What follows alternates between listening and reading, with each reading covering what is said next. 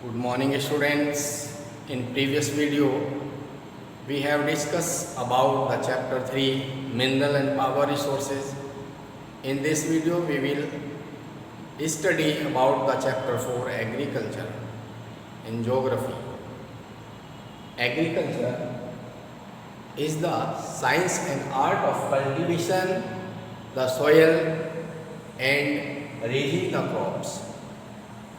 Agriculture क्या है? Agriculture एक आर्ट है सोयल को रेज करने का और क्रॉप्स को उगाने का.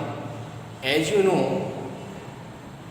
You have look around you in village that many people engage in the agriculture. Agriculture में बहुत सारे पीपल एंगेज हैं. जैसा कि आप रूरल एरिया में देखते हैं आज भी वर्ल्ड के लगभग 50% पॉपुलेशन एग्रीकल्चर करती है. एग्रीकल्चर या फार्मिंग भी इसी को कहते हैं. 50% पॉपुलेशन आज भी एग्रीकल्चर में डिपेंड है. ओके. और इंडिया में अगर देखें तो हमारे कंट्री में लगभग 65% पीपल एग्रीकल्चर पर डिपेंड है.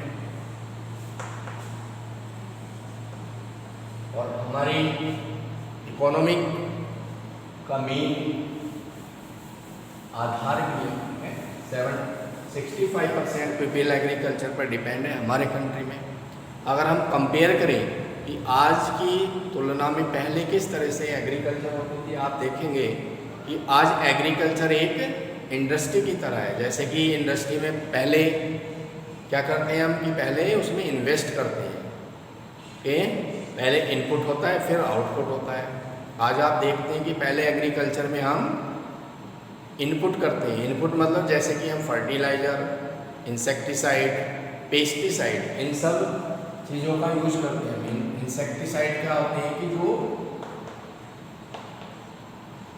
इंसेक्टिसाइड कीटनाशक दवाइयाँ, पेस्टिसाइड्स, बहुत सारी फर्टिलाइजर्स,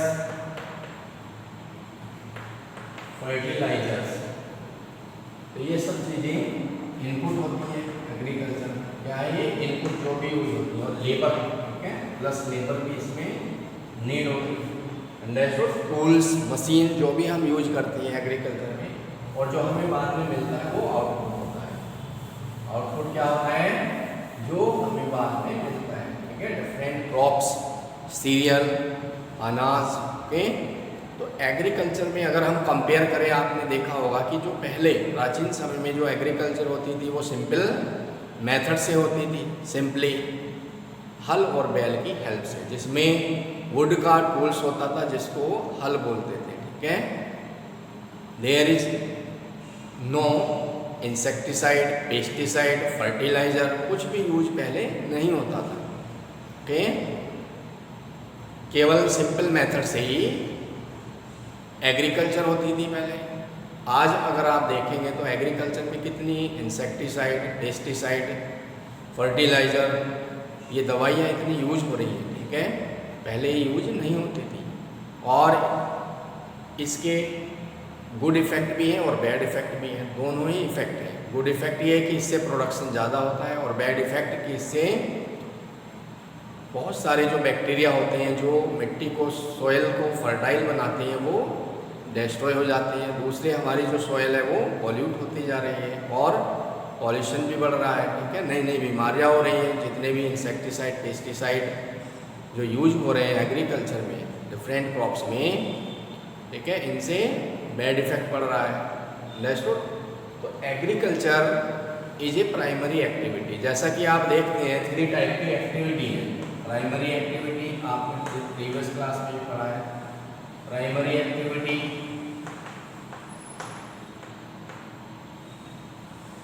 सेकेंडरी एक्टिविटी,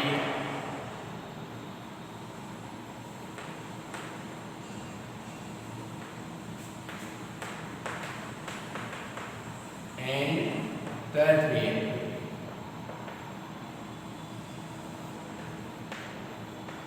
3 टाइप की एक्टिविटी होती है. इकोनॉमिक एक्टिविटी क्या होती है? इकोनॉमिक एक्टिविटी इनको हिंदी में इनसे हमें कुछ ना कुछ बेनिफिट होता है, ठीक है। आर्थिक क्रियाएं अंडरस्टूड 3 टाइप्स की होती हैं, प्राइमरी एक्टिविटी, सेकेंडरी एक्टिविटी और टर्टियरी एक्टिविटी। यानी जो प्राथमिक क्रियाएं होती हैं, प्राइमरी एक्टिविटीज़, उनमें हम नेचुरल रिसोर्स का सीधे यूज करते हैं डायरेक्ट। अब जैसे फॉर एग्जाम्पल एग्रीकल्चर, एग्रीकल्चर क्या है, प्राइमरी एक्टिविटी है एग्रीकल्चर। एग्रीकल्चर हुआ fishing, fishing agriculture, fishing, forestry, forest पर डिपेंड रहना, फॉरेस्ट्री, माइनिंग,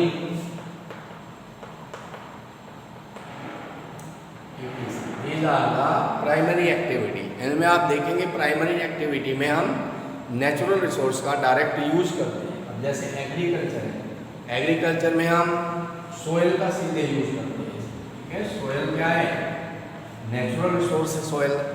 सोयल को रेज करते हैं, उसमें क्रॉप्स उगाते हैं, and side by side we can also rearing the livestock, पशुपालन का भी हम उसमें एग्रीकल्चर में यूज करते हैं, ठीक है। तो सॉइल जो है वो डायरेक्ट नेचुरल रिसोर्स का डायरेक्ट यूज हो रहा है। इसी तरह से फिशिंग है, फिशिंग को हिंदी में कहते हैं मछली पालन। तो इसमें क्या है, फिशिंग में हम किसी पॉन्ड्स का या किसी ओशियन का या रिवर्स का यूज करते हैं।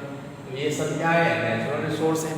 तो इसमें भी हम डायरेक्टली नेचुरल रिसोर्स का यूज कर रहे हैं। फॉरेस्ट्री, फॉरेस्ट्री का रिलेशन फॉरेस्ट से है, ठीक है, वनों से है। उसमें क्या है कि हम फॉरेस्ट से वुड काटते हैं, लकड़ी को काटते हैं, ठीक है।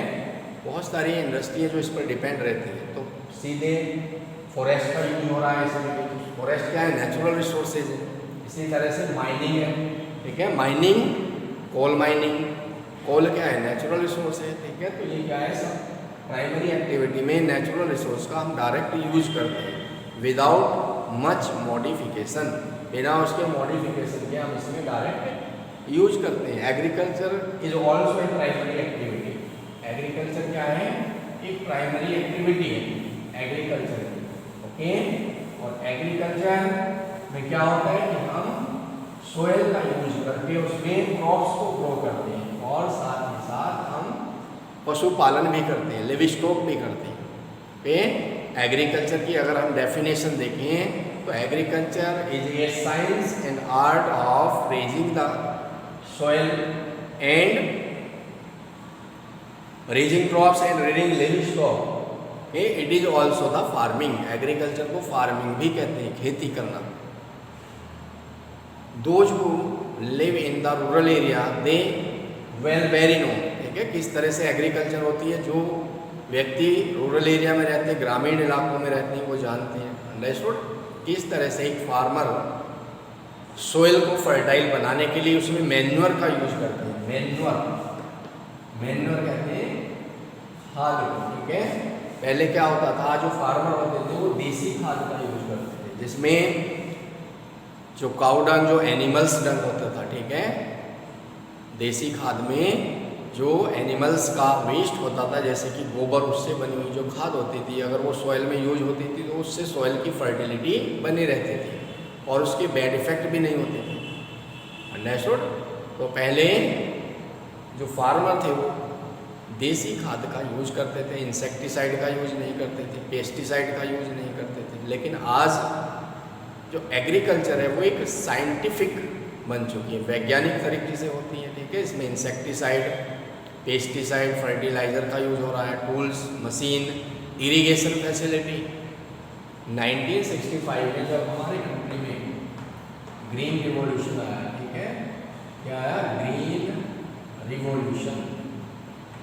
ग्रीन रिवॉल्यूशन एग्रीकल्चर में प्रोडक्शन को इंक्रीज करने में, ठीक है, 1965 के दशक में हमारे कंट्री में ग्रीन रिवॉल्यूशन आया। उससे प्रोडक्शन पहले से ज़्यादा होने लगा, ठीक है। इरिगेशन की फैसिलिटी को बढ़ाया गया, इंसेक्टिसाइड, पेस्टिसाइड, फर्टिलाइज़र का यूज किया गया, और इससे क्या हुआ, प्रोडक्शन पहले से बहुत ज़्यादा बढ़ा।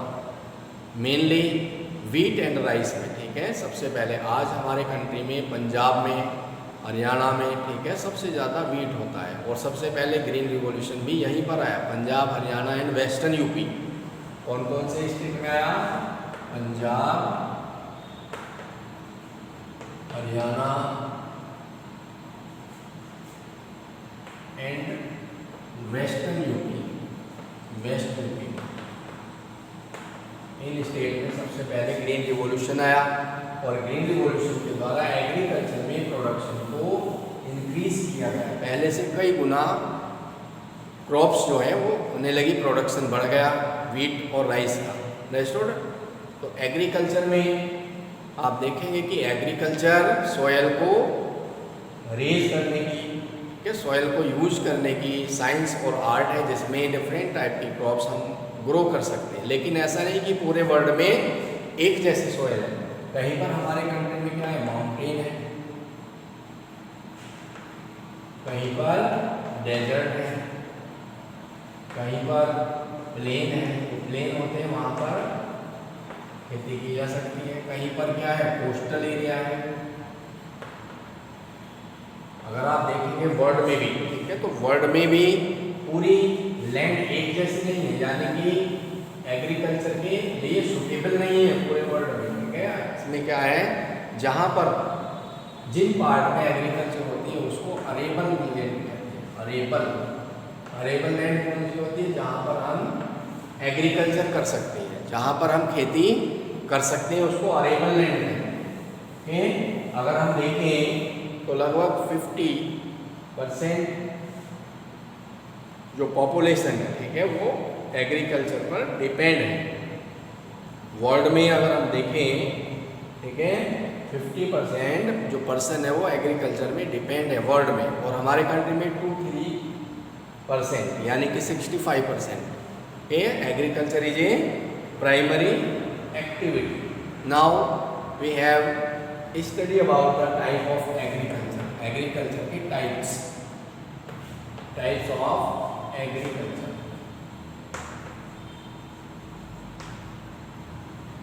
एग्रीकल्चर की टाइप्स। First, subsistence agriculture. क्या होती है सब्सिस्टेंस एग्रीकल्चर?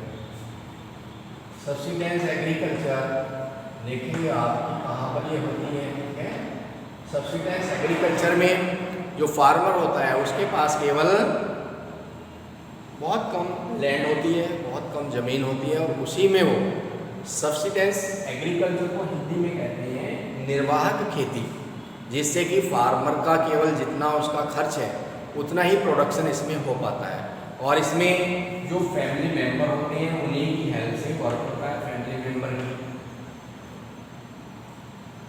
कोई मशीन का यूज नहीं होता, स्मॉल प्लॉट होता है, ठीक है, उसी में फर्टिलाइज़र की हेल्प से और इरिगेशन की फैसिलिटी से प्रोडक्शन होता है। केवल उतना ही प्रोडक्शन होता है इसमें कि जितनी उसकी ज़रूरत है, उससे ज़्यादा वो नहीं कर पाता है। इसलिए सब्सिस्टेंस एग्रीकल्चर को निर्वाहक खेती कहते हैं। केवल उसमें उसका गुजारा हो पाता है, इतना प्रोडक्शन नहीं होता सब्सिस्टेंस एग्रीकल्चर में कि वो मार्केट में सरप्लस प्रोडक्शन को सेल कर पाए और उससे उसकी इनकम बढ़ पाए। ठीक है, तो फार्मर में जो फार्मर होता है, फार्मर के पास केवल कुछ ही लैंड होती है, सीमित लैंड होती है। ठीक है, और उसी में वो एग्रीकल्चर करता है फैमिली मेंबर की हेल्प से। सब्सिस्टेंस एग्रीकल्चर भी 2 टाइप्स की होती है। एक इंटेंसिव सब्सिस्टेंस, फर्स्ट पार्ट है इसका intensive subsistence, and second shifting cultivation या nomadic herding. Shifting cultivation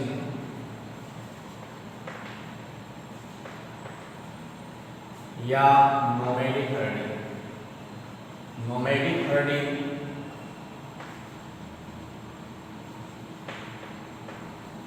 firstly we will discuss about the intensive subsistence farming. क्या होती है intensive subsistence farming? In this type of farming, the farmer has grow one or more crops on a piece of land which have it. जो भी farmer के पास plot होता है उसमें वो एक वर्ष में एक या एक से ज़्यादा फसल उगाता है। और जहाँ पर मॉनसून टाइप क्लाइमेट होती है, जहाँ पर राइस इस क्रॉप्स में ज़्यादा उगाया जाता है, पॉपुलेशन जहाँ पर ज़्यादा होती है, जैसे कि चाइना, इंडिया, ठीक है, साउथ ईस्ट एशिया के जो कंट्री है मोस्टली इस टाइप की एग्रीकल्चर करते हैं, इस टाइप की फार्मिंग करते हैं। ओके, और इसमें प्रोडक्शन ज़्यादा नहीं होता कि उसको इंटरनेशनल लेवल पर मार्केट में बेचा जाए, ठीक है, उसमें केवल प्रोडक्शन इतना ही होता है जितनी की फार्मर की नीड्स है, नीड्स के अकॉर्डिंग इसमें प्रोडक्शन होता है। मॉडर्न फार्मिंग मेथड का यूज इसमें नहीं होता, सिंपल टूल्स और फैमिली मेम्बर की हेल्प से ही ये खेती की जाती है। अंडरस्टूड? तो इसी को हम इंटेंसिव सब्सिस्टेंस फार्मिंग कहते हैं।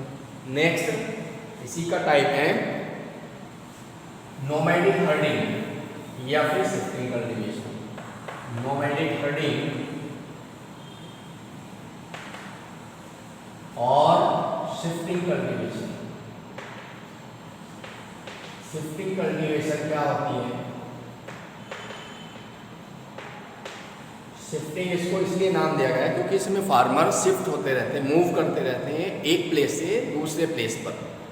In this type of farming the farmer fail all the trees and burn the all vegetation and broadcast the seed in the S.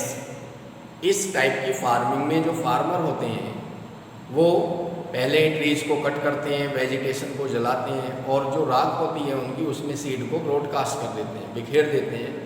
और मोस्टली ये रेनी सीजन में की जाती है जहाँ पर ज़्यादा फॉरेस्टेड एरिया है, वहाँ पर इस टाइप की कल्टीवेशन होती है, शिफ्टिंग कल्टीवेशन। इसको अलग अलग पार्ट में अलग अलग नाम से पुकारा जाता है वर्ल्ड में, जैसे कि अमेजोन के जंगल होते हैं, अमेजोन में, क्योंकि वहाँ पर ज़्यादा फॉरेस्ट पाए जाते हैं। नॉर्थ ईस्ट इंडिया में, हमारे कंट्री में भी, नॉर्थ ईस्ट इंडिया में भी इसी टाइप की फार्मिंग होती है, शिफ्टिंग कल्टीवेशन, जिसको झूम खेती के नाम से भी जाना जाता है। झूम अलग अलग कंट्री में इसके अलग अलग नेम है।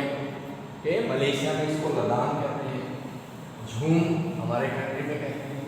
शिफ्टिंग कल्टीवेशन में शिफ्ट होते रहते हैं फार्मर एक प्लेस से दूसरे प्लेस पर। जब उस लैंड की फर्टिलिटी कम हो जाती है तो वहाँ से वो छोड़कर दूसरी जगह फिर यही प्रोसेस करते हैं, और मोस्टली फॉरेस्ट एरिया में ही की जाती है। वहाँ के फॉरेस्ट को कट करते हैं, वहाँ से नेचुरल वेजिटेशन को बर्न करते हैं, जलाते हैं और फिर उसमें सीड बखेरते हैं। ओके, रेनी सीजन से पहले इसको किया जाता है शिफ्टिंग कल्टीवेशन को। और मोस्टली फॉरेस्टेड एरिया में जहाँ पर रेन ज़्यादा होती है, जैसे कि नॉर्थ ईस्ट में, ठीक है, तो वहाँ पर अलग अलग इसके नेम है अलग अलग पार्ट में। नाउ नोमैडिक हर्डिंग भी इसी में आती है, शिफ्टिंग कल्टीवेशन में। इसमें क्या होती है, इसमें जो कुछ आदिवासी लोग होते हैं जो अपने एनिमल्स को रेयर करते हैं और अपने एनिमल्स के साथ साथ वो एक प्लेस से दूसरे प्लेस पर मूव करते रहते हैं, घूमते रहते हैं इधर उधर, जिनको चरवाहे भी कहते हैं, ठीक है। और इसमें उनके पास सीप, गोट, कैमल्स, डिफरेंट टाइप के एनिमल्स होते हैं और उनको वो रेयर करते हैं, ग्रेज करते हैं जहाँ पर ज़्यादा ग्रास होती है, जहाँ पर ज़्यादा उनके पशुओं के लिए ग्रास मिलती है, वहाँ पर वो कुछ समय के लिए स्टे करते हैं, टेम्परेरी हाउस बनाकर वहाँ पर रहते हैं और उसके बाद वो वहाँ से शिफ्ट कर जाते हैं। जैसे कि बहुत सारी ट्राइबल्स लोग हैं, ठीक है, जैसे गद्दी है हिमाचल प्रदेश में, तो गद्दी लोग क्या करते हैं, वो घूमते रहते हैं इधर उधर, ठीक है, अपने एनिमल्स के साथ। बकरवाल है हमारे कंट्री में भी, बकरवाल जम्मू और कश्मीर में, ठीक है, ये भी अपने एनिमल्स के साथ इधर उधर मूव करते रहते हैं। और जब एक प्लेस की घास खत्म हो जाती है, समाप्त हो जाती है, तो दूसरे प्लेस पर चले जाते हैं। इनका कोई परमानेंट हाउस नहीं होता, ठीक है। तो these are the nomadic herding. पशुपालन होती है, ये एग्रीकल्चर में आता है, पशुपालन, livestock. Now we will explain the commercial farming. Commercial farming we will explain in next video. Thank you and have a nice day.